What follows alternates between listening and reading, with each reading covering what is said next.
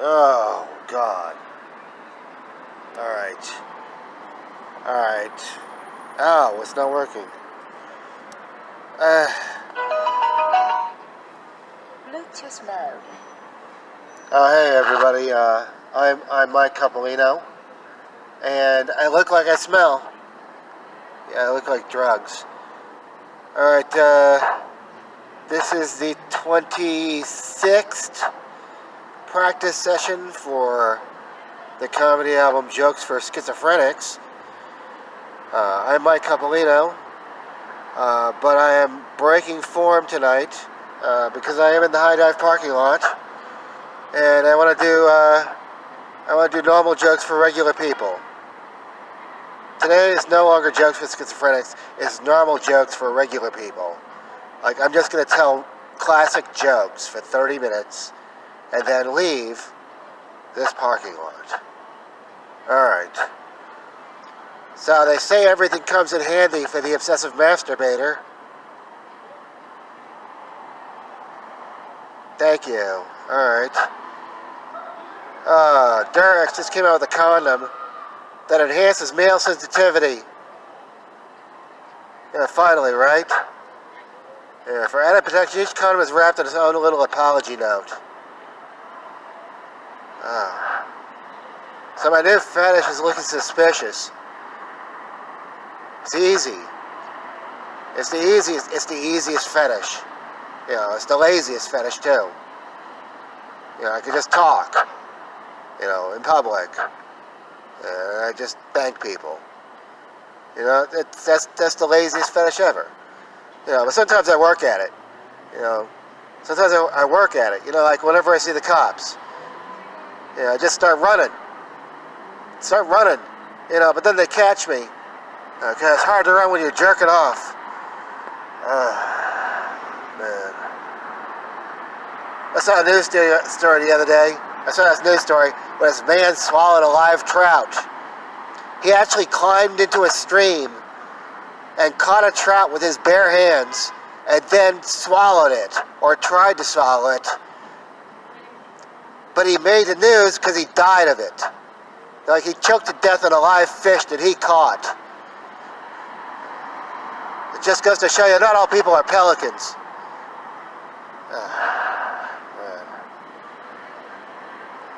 So if you're a fan of William Shatner, you're a fan of his music. That's what I say. I mean, I'm a fan of Captain Kirk. I know he's made 14 albums, and I've listened to all of them, even the bad ones.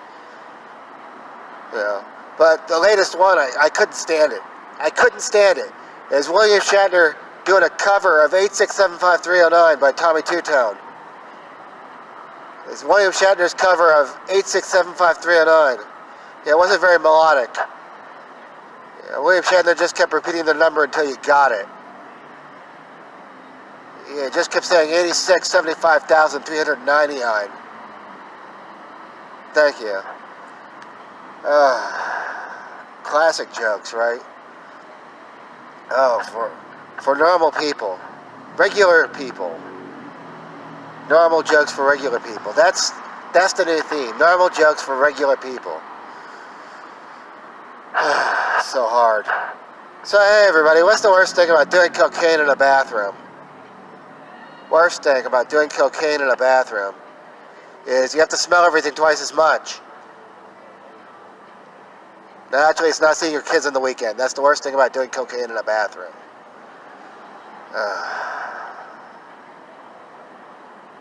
So I went to film school. I went to film school in Los Angeles, and there's a lot of people that think that getting the vine to eat a warm dog turd in the movie Pink Flamingos was the worst thing John Waters ever did. I mean, a lot of people that haven't gone to film school, but I went to film school and they had a class called Film History. And they learned that wasn't the worst thing John Waters ever did. It wasn't the worst. It's notable, actually. Like, the worst thing John Waters ever did just happened 2 minutes after that scene. When he said, "Damn, there's no film in this camera." Like, the vine almost had a heart attack. She claimed she didn't, but now she's dead anyways, so who cares? That's a joke. People say the hardest thing about being in the Illuminati is pretending you're not at the meetings. That's not true. Actually, the hardest thing about being in the Illuminati is getting people to search for twerking videos with 57 views or less. Like, that's the hardest thing about being in the Illuminati. It's the hardest thing. You know, because they search for it, and then they find it, and then they search for it again a day later, and there's 50,000 views on it, and it tricks them into thinking they're popular, or like trendsetters, you know? I think that's pretty cool. I love wasting people's time that way. You know, it's the greatest thing about being in the Illuminati. Also the hardest thing about being in the Illuminati. You know, because you have to waste so much of your own time, you know, just randomly clicking twerking videos for hours and hours, obsessively. Comedy's hard. It's hard, you know, because of the truth. It's hard. Actually, the hardest thing about being in the Illuminati is listening to conspiracy theories long enough to get blamed for them. That's fucking tough, right? That's like a big waste of time. But sometimes, you know, you get a good one. Like, I saw this conspiracy theory where people were saying that somebody powerful was trying to get Disneyland and Star Wars to exist in the same park. No, just so that more kids would choke themselves in closets. That's a conspiracy theory, because suicidal kids generate more money. I don't know if that's a conspiracy, because that's already happened. But, you know, I don't know. If now that they have Disneyland and Star Wars in the same park, it's like Disney owns nostalgia now. You know, they just own it. They own nostalgia. So what I want Disney to do now is just buy all of the David Cronenberg films and just own David Cronenberg. Like, that would be really hard to do, but they have enough money now. Just own David Cronenberg. The entire canon of David Cronenberg. You know, that way they could build a section of the park for me to sober up in. I can't even get high anymore. I've done so many drugs. Like, I need drugs to do normal things. I had to drop 5 hits of acid just to do my taxes. I ended up claiming an astral body as a blind dependent. I did, but I did it when it was legal. You know, that's when the drugs were, like, effective. Back in 1989, that was a legal deduction. Like, you could claim your astral body as a blind dependent. It was 3 deductions. You know, but then the stock market crashed, and they took it off the books. They said, no, you can't do this anymore. This is too deep in tax codes. But I've been trying to maintain it, you know, because I like money. I like having enough money. So I've been claiming that deduction since 1989. I've been claiming it for 30 years, you know. And I have to keep doing drugs just to keep up with the fucking codes, because it's a bitch, you know. It's a bitch. I've been audited. I've been audited 3 times, you know, during this whole period. But I never really worry about it so much, because I save all my receipts, you know, in big tubs. Like, they're not even years, they're like eras of receipts. And we'll sort them out and find out what I've done.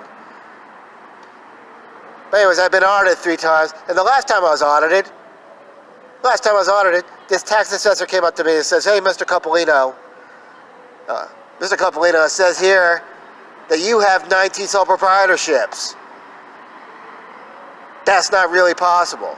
You have 19 sole proprietorships, you have 44 limited liability corporations, and you have this non-profit corporation that exchanges currency between Malaysia and Greece. And those are barely countries. Mr. Coppolino, how do you explain yourself? How can you possibly exist on $4,000 a year?" And I looked at that tax assessor and I said, how do I even know I'm really here right now? Like, how do I even know this isn't my house, this is a coffee shop? Like, you followed me to my billing address from another coffee shop, thinking this was my home. And that's how you get out of an audit, without even showing anybody your receipts. You see how I'm dressed. You know, I walked into a bank on a Saturday. It was my bank, but I was dressed, you know, the way I am. And they thought I was a refugee from another bank and started charging me more money. It was fucking crazy. Like, the bank computer slowed down. That's another way to get out of an audit, I guess. Or you just listen to this, like, conversation that we're having. These are normal jokes for regular people.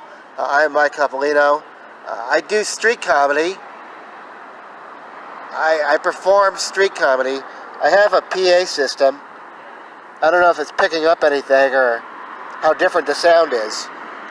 But this is like the 26th practice session. I don't even know if I wanted to go out. I just decided to go out and just be funny for a second. I actually advertised this show.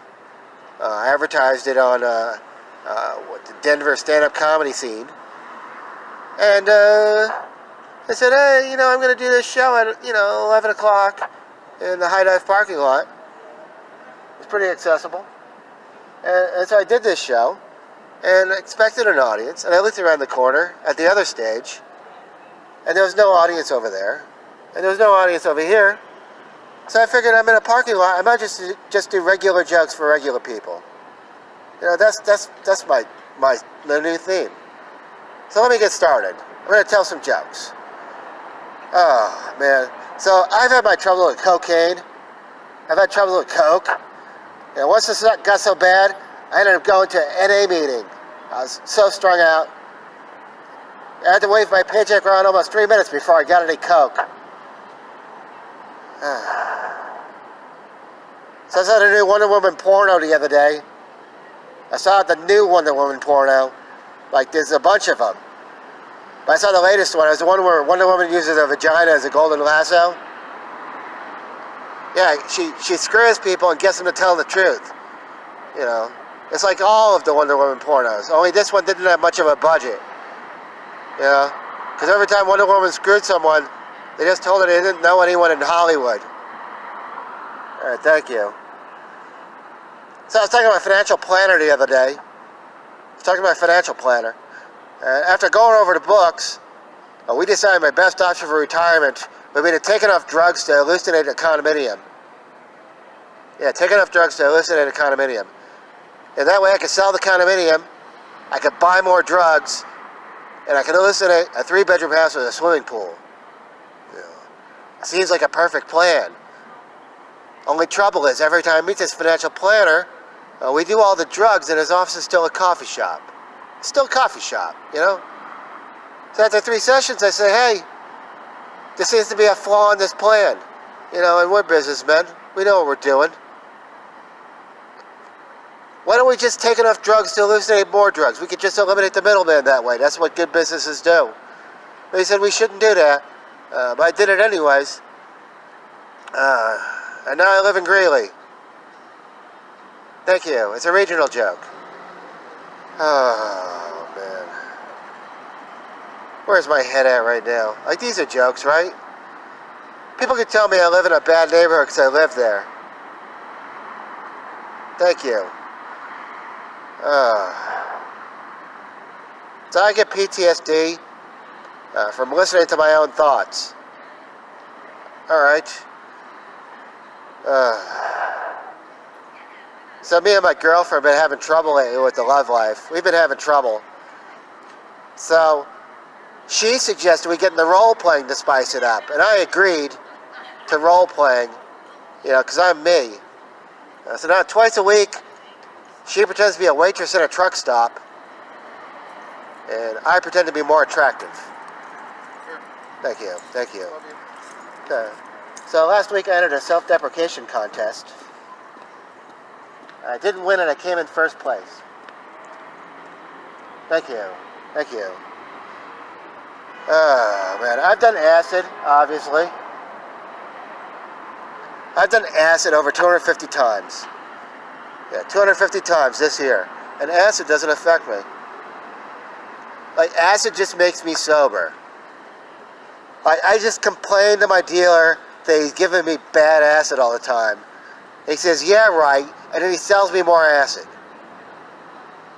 And I don't care, because money is unimportant to me. But seriously, it just sobers me up. Like, whoever's done acid, you know what I'm talking about. It just sobers you up. Like, every morning I just wake up, I think, oh great, the sky's exploding, how should I dress? You know, covered in ants or covered in spiders, what do I choose? No, it's not even a real drug. Like, if you want to do a real drug, you start with bath salts. Bath salts are a real drug. You know, just because some guy in Florida chews someone's face off on a bicycle path, it doesn't mean the whole experience with bath salts is so terrible. I mean, people think they're terrible. They're not. It's a pretty great drug. You know, for every guy high on bath salts that eats someone's face on a bicycle path in Florida, there's probably like 2,000 people just visiting the emergency room with a shampoo bottle shoved up their ass. And then the millions of other people that do bath salts have a great time. You know, people like me. People like me have a great time. But, you know, the real secret of doing bath salts is always roofie your own drink before you start doing bath salts. You know, use some GHB. You know, that way when you get the urge to chop off your dick and jump out a window, you know, you got something like kind of tap that down, you know. Keep it from being so impulsive.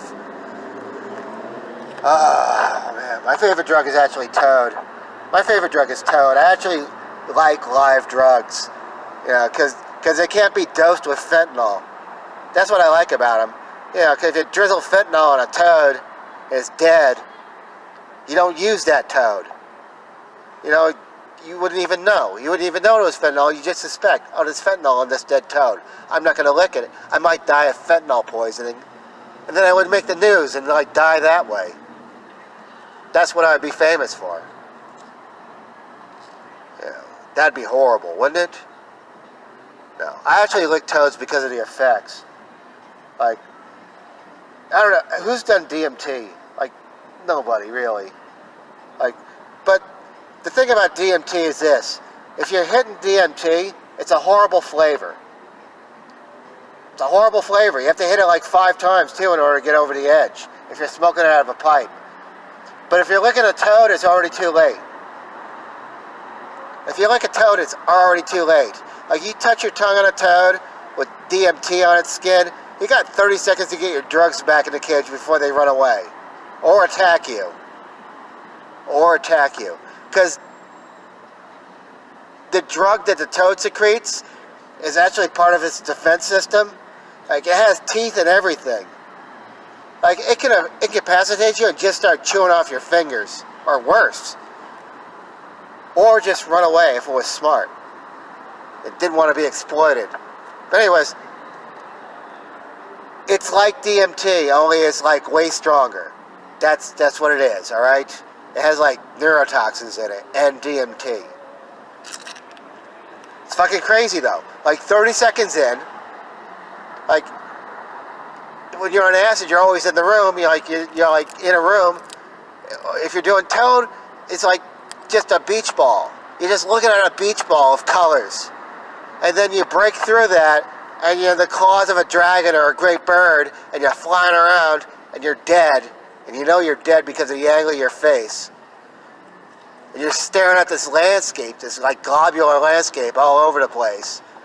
That's moving around like fully realized mountains and shit. And you're staring at the sun from this angle.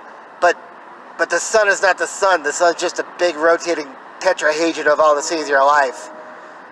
And it's just flipping over and over like a big combination lock. You know, all the scenes of your life, but the closer you get to it, the more you realize that 85% of these scenes are just pictures of Barney Rubble. Like specifically those vitamins you remember from when you were a kid. But also everything else in your life And you go, oh my God, this is so fucking amazing. And then you wake up. And you just wake up like you're sitting up in bed. You don't even know you woke up. Like you never fell asleep. But you're sweating and you can smell colors. You can smell colors. But colors smell like gummy bears. If gummy bears are made out of ammonia and copper. Like not the blood smell you get from other drugs. Like the brain burning smell. Like the neurons are burning. And you go, oh, this is fucking great. Let me do some more Toad. And so you do more. It's like, that's what's great about it. You know, the accessibility. It's so easy. It's the greatest drug. Because it's the only drug that can have sex and make more drugs. Like, and not just like one toad. It doesn't like give birth to one toad. It gives birth to 150 toads. You just gotta take care of them. Like there's gotta be algae in your bathroom. You gotta collect dragonflies for the adult toads. You gotta sell them quick before they eat each other. You know, you gotta do all that stuff. But they're fucking great because you never have to visit a dealer ever again. Unless you're considered a toad dealer. You know, because you've been doing toad and you realize it's a sentient being and everything. You know. But the worst it could do is like bite you or shit on your face. You know, a dealer can like shoot you or stab you or like threaten you. A toad can just get scared and shit on your face. That's why you don't lick the front of the toad. You lick the back of the toad. You know, you avoid all that. You know, like I'm some fucking shaman. I'm more of a recreational toad licker. I'm not so pro or anything. Oh, man. So, there's a lot of people that have thrown up in their cars. There's probably like 5 people listening right now that have thrown up in their cars. That's stupid. That's stupid. You know, just because you can't roll down the window fast enough, that's stupid. Like, if you're going to throw up in your car, just throw up on yourself. Just throw up on yourself. That way you won't have to clean your car. It's easy. Just throw up on your chest. Overcome that. Just throw up on your chest. And then you just step out of your car and you brush it off and you go right to work. That's what I do. You know, that's what makes me essential to my job. You know, I'm essential to my job. Like whatever this is. I have the best job in the world. It's like unemployment. No, that's not the best job in the world. That's like the worst. Actually, the best job in the world is training drug-sniffing dogs for a living. That's the best job. You know, especially if you have extra drugs. You know, it's great. You know, that's how I train drug-sniffing dogs. I have extra drugs, and they're grateful. You know, they look at people's shoes and let me know who the cops are. That's great. Hey, knock knock. Who's there? Reverse mortgage. Reverse mortgage who? Reverse mortgage, why am I knocking on this door? This is my house now. Thank you, alright. That's the way that joke should be said. Always. Always. Without, even in front of an audience. That's the way it should be said. They say the early bird gets the worm, but the meth bird stays awake, so who really gets the worm? Who gets the worm, early bird or meth bird? You know, it's the early bird that gets the worm. That's obvious, because the meth bird is never hungry. Most of you don't know that. Some of you have cousins. Oh, God. So I was in an adult bookstore, because why else would I exist? Anyways, I walk into this adult bookstore, and this cashier is having an argument with one of the customers. And the customer has this stretched out blow-up doll, like all over the countertop. And it's like, you can tell it hasn't been used because it's like, still has creases in it. You know, it hasn't been blown up. It's just out of the box. And he's pointing at his blow-up doll in front of this cashier. He's saying, hey, this blow-up doll is defective. This blow-up doll is defective. This blow-up doll has a hair lip. It has a hair lip and it's going to cut me, and I want a full refund. They is demanding a full refund, and the cashier, bless his soul, was trying to give him store credit. And this was depressing. This was like really depressing. Like he was trying to sell him a gum job granny. A gum job granny, because he was already interested in blow-up dolls. He was trying to give him a blow-up doll with dentures.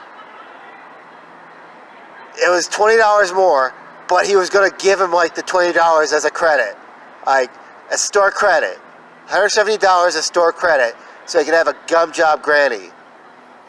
He can remove the dentures and then have sex with the face, if it was that important.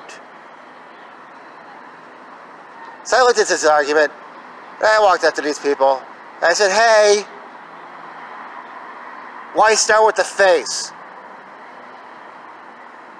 Why start with the face of your blow-up doll?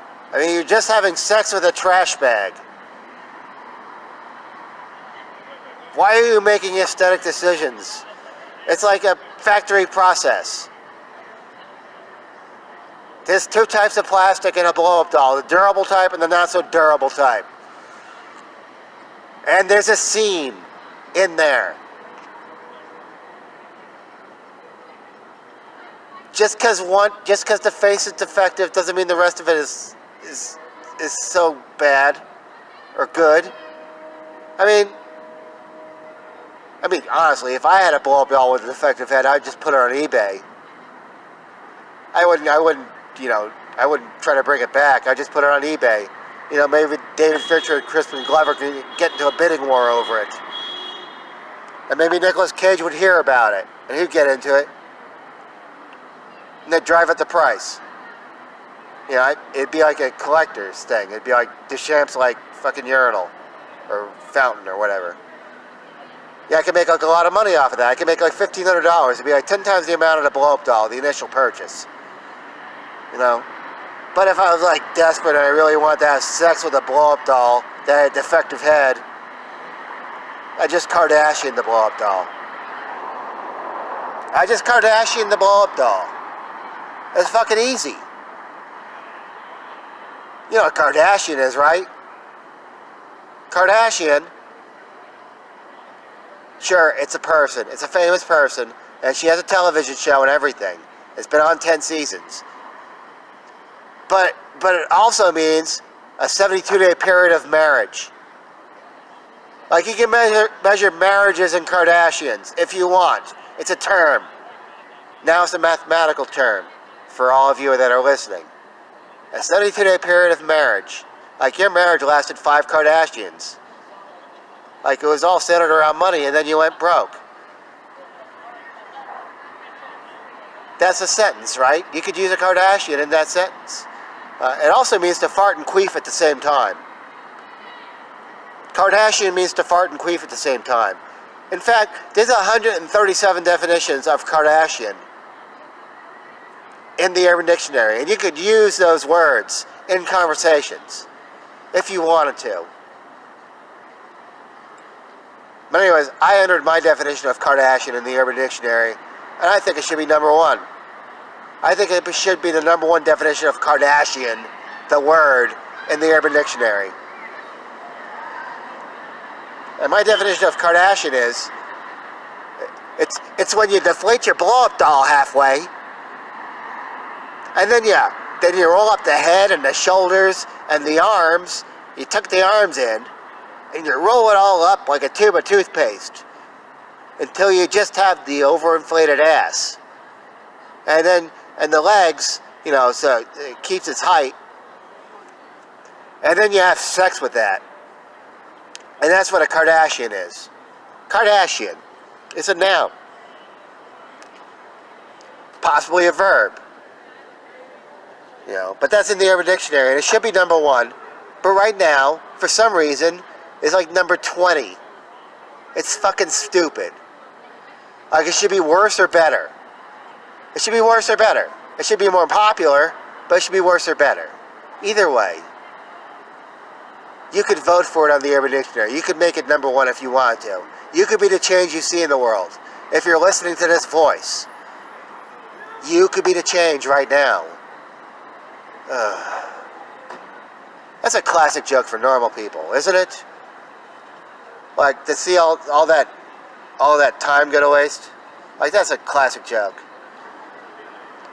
I actually, I'm a holdout. I actually have free television. I still have the antenna. It's like my protest. Like when they changed to digital television, I said, no, I don't want that. I'm just going to have 3 channels. I'll just have the news. That'll be great. And then the news started selling me funeral insurance. The news started selling me funeral insurance. And I started flipping out. Because, Jesus fucking Christ, that's depressing. And this then they started adding channels to like antenna television. Like antenna television started adding channels. Like they added a movie channel. And they showed movies. They showed a movie called Lightning the White Stallion. Lightning the White Stallion. It was from 1986. And the description of the movie was this. A gambler loses a horse only one girl can ride, and that girl is slowly going blind. And it starred Mickey Rooney. Those are the type of movies I got to see on free television, antenna television.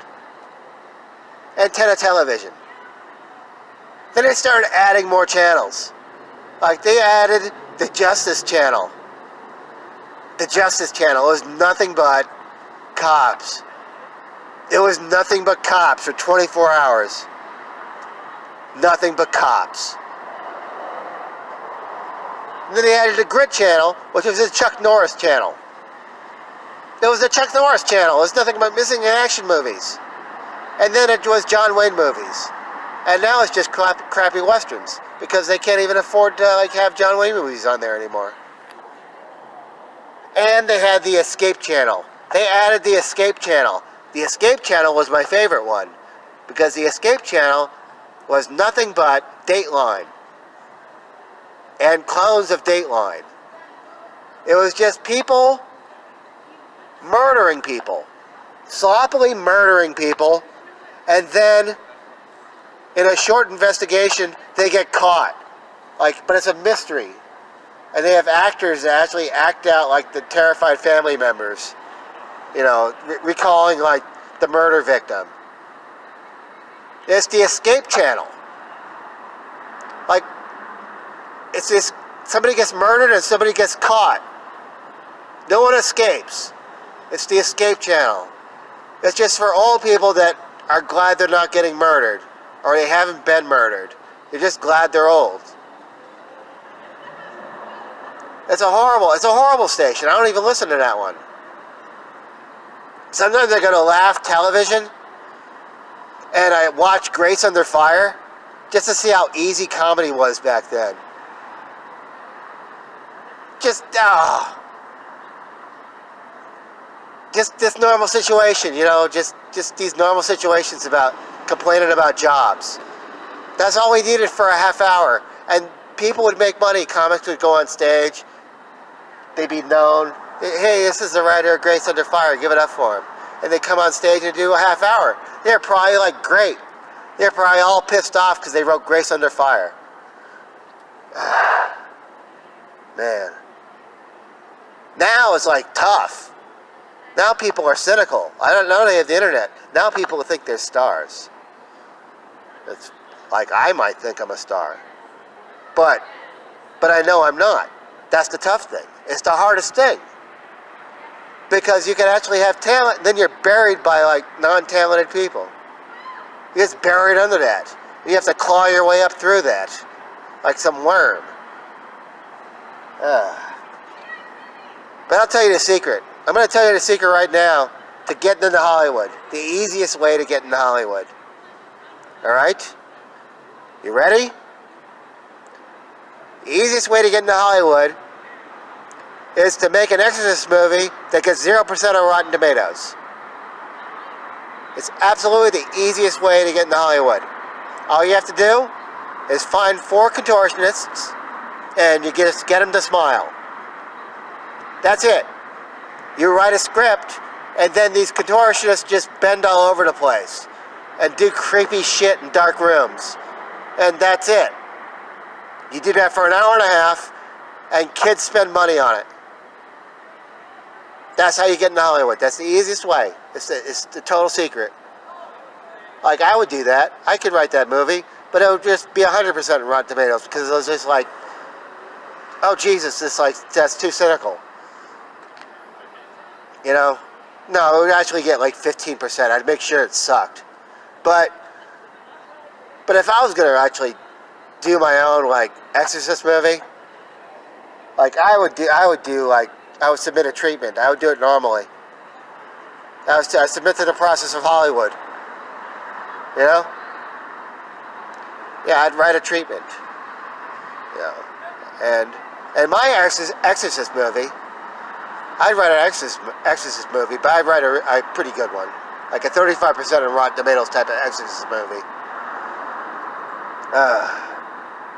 And in this movie, what would happen is this. There would be this boy who inherits a parrot. There would be a boy who inherits a parrot from his rich, eccentric uncle. And the uncle is a Satanist. He's a Bohemian Grove Satanist. He has like billions of dollars, and he lives in San Francisco. And he dies. And he goes into the woods and dances around with antlers on his head, like when he's alive. And then he has like billions of dollars. And he dies, and he wills this parrot to his nephew. And the parrot can talk. The parrot can talk. The parrot is like 80 years old. It's an old ass parrot. It's like crusty. It's all snarly and everything. It's tired of learning all your dance moves. And this boy has to take care of this parrot in order to inherit the satanic uncle's billions of dollars. Like billions and billions of dollars. But what the boy doesn't know is that he's latently schizophrenic. The boy doesn't know he's schizophrenic.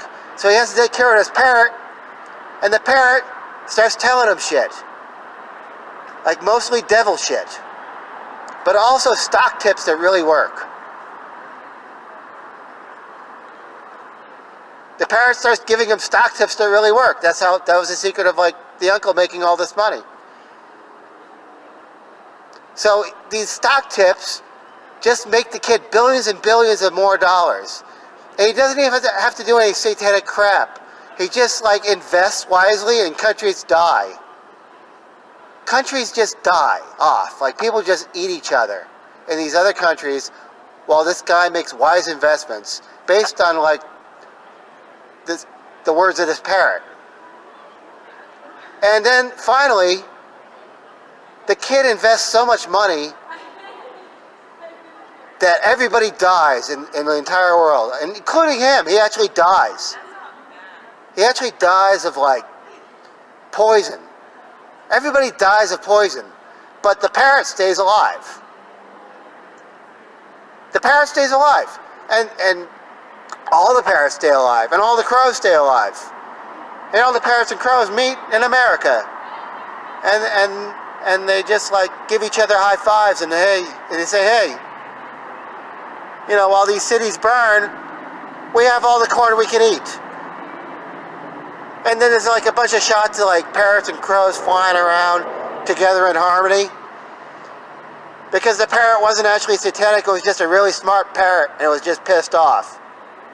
Because it couldn't fly. It was just a parrot on a stick for 80 years in a rich guy's house, and it learned a lot about the world. And it said, fuck you. And then it had a bunch of food. And jungles.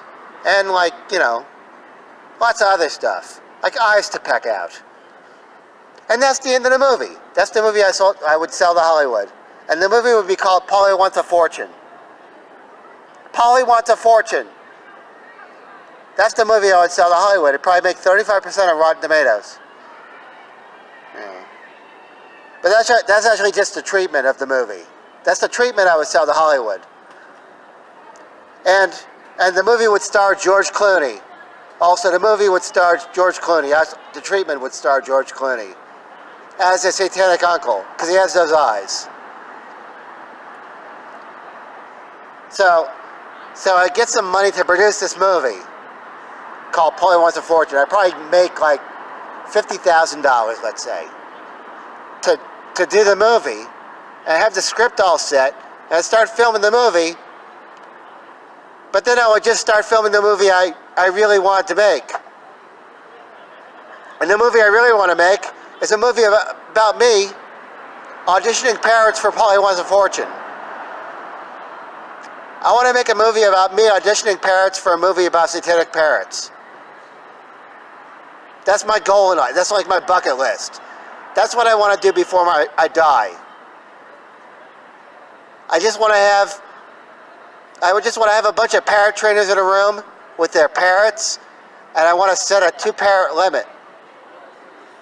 You can only bring your 2 best parrots to audition for this movie. And there'd be 150 parrots and their parrot trainers in this room, and I'd be in another room saying, bring in the next parrot. That's what I would do. I'd just be in a room in a black shirt, with headphones on, saying, bring in the next parrot. And this guy would come in with his parrot, and his parrot would be on a stick or a branch or something, and I'd evaluate his parrot.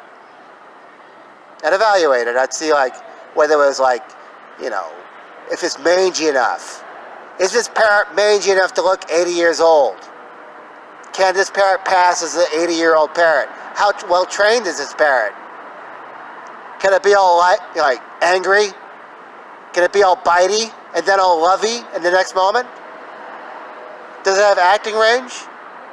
I would have a lot of questions for this parrot and this trainer. I just evaluate the eye and beak, measure it. I do all sorts of stuff like that. And then I'd say, all right, you have a pretty great parrot, we're going to call you. We'll call you for the next round. But I would never call those people because they would never get called. Those are the people I rejected. Some of the people I'd outright reject, but those people I'd also reject. The people I want to keep are the people that I could tell have really smart parrots. And I want them to prove how smart their parrots are by giving them 2 weeks to train them to say invest in blood. These parrots have to be trained to say invest in blood. They have 2 weeks to do it. It's part of the movie because that's the catchphrase in the movie. He's going to be the Arnold Schwarzenegger of parrots. He's got to say invest in blood. He's got to do it in 2 weeks. We got to map his voice. And I would send these people home, and I'd make sure they film this.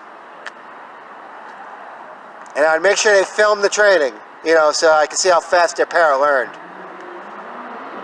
And then they'd bring their parrots back, and I'd evaluate them again for their smarts and their acting range, the whole package.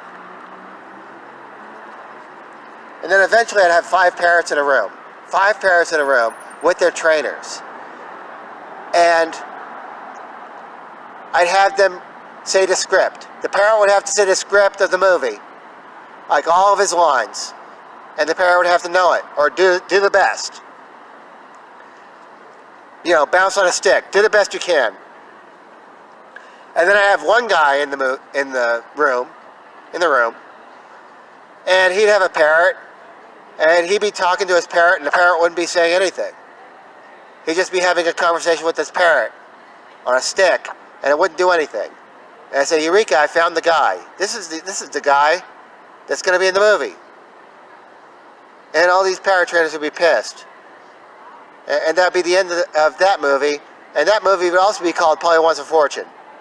Polly Wants a Fortune. It'd be like a reality movie where I audition hundreds of parrots, and I don't care because I get bit by a bunch of parrots. Like that's my penance for like making this movie, is like overcoming my fear of parrots. Just overcoming my fear. And that's the movie I really want to make. But actually, that's not the movie I really want to make. Like, the movie I really want to make is a movie where I move to Belize and do a bunch of cocaine with Woody Harrelson. That's the movie I really want to make. And that movie is going to be called Early Retirement. And that's the movie I'll steal from Hollywood. Because I'm just tired of Hollywood. I just want to burn money now. I'm like that guy. I could burn money in a foreign country. I don't care. What do I care? Anyways, that's been my time. This has been like a comedy album, I guess. I kind of went off the rails in the last part. But, you know, do I keep on going?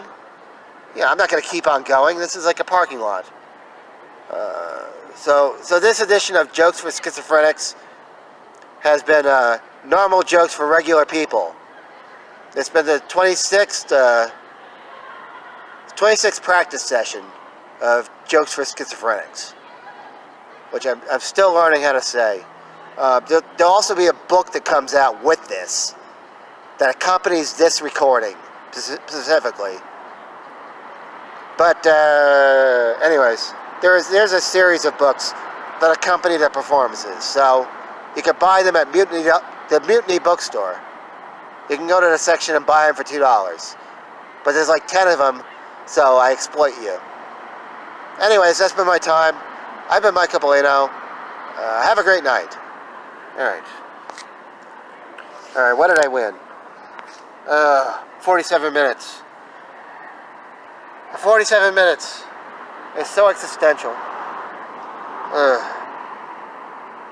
I have jokes about that, but I'm not going to do that now. It's 47 minutes already. This has been enough. Alright, thank you. Thank you for listening. I've been Mike Coppolino. Have a great night.